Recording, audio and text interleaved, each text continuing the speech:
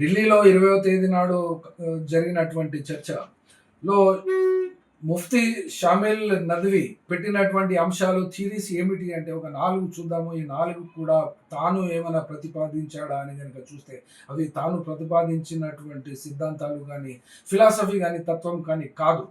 విశ్వ నిర్మాణ శాస్త్రానికి సంబంధించింది, లేకుంటే బిగ్ బ్యాంగ్ థియరీకి రిలేటెడ్ అయినటువంటి కాస్మాలజీకి సంబంధించింది, కంటింజెన్సీ థియరీ అనబడేటువంటి ఒక అంశం ఇది.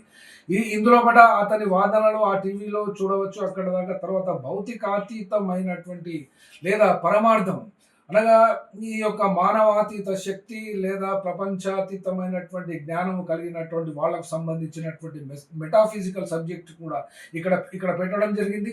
తర్వాత గాడ్ ఆఫ్ ది గ్యాప్స్ అనగా తెలియని వ్యక్తికి సైన్స్లో గ్యాప్స్ ఉన్నటువంటి తెలియనటువంటి అంశాలను దేవుని ఖాతాలో వేయడం అనబడేటువంటి అంశాలకు కూడా ఇక్కడ అతను ప్రాముఖ్యతనిచ్చి తన యొక్క వాదనను జావేద్ అఖ్తర్ లాంటి సీనియర్ రైటర్తో పెట్టుకున్న డిబేట్లో అతను చూడడానికి అయితే ఒక స్కాలర్గానే తమ వాదనలను వినిపించాడు. కానీ మెత్తగానే జావేద్ అఖ్తర్ మాట్లాడినటువంటి తీరును మెచ్యూర్డ్ ఉన్నటువంటి వాళ్ళు చూడగలరు.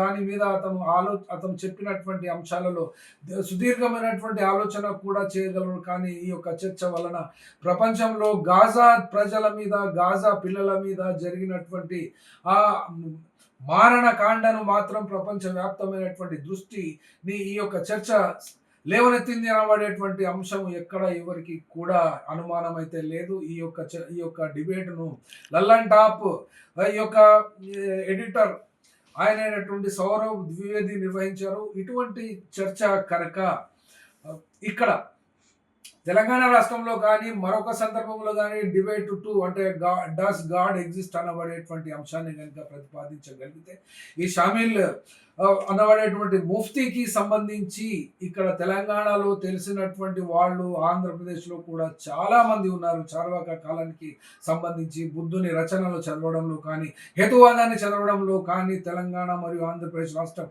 అగ్రగామిగానే ఉంటుంది. కాబట్టి ఈ యొక్క సిద్ధాంతాలను జావేద్ అఖ్తర్ ఘోరంగా తాను ఎలాంటి హోంవర్క్ లేకుండా, ప్రిపరేషన్ లేకుండా ఆ చర్చలో పాల్గొనడం వలన ఇక్కడ ఎవరికి విజయం అయితే కాదు, కానీ లల్లన్ టాప్ యొక్క యూట్యూబ్ వ్యూస్ కోట్ల రూపాయల వరకు, అది వ్యూవర్షిప్ వరకు పెరిగిపోయింది. అట్లాగే సబ్స్క్రిప్షన్ కూడా పెరిగిపోయింది.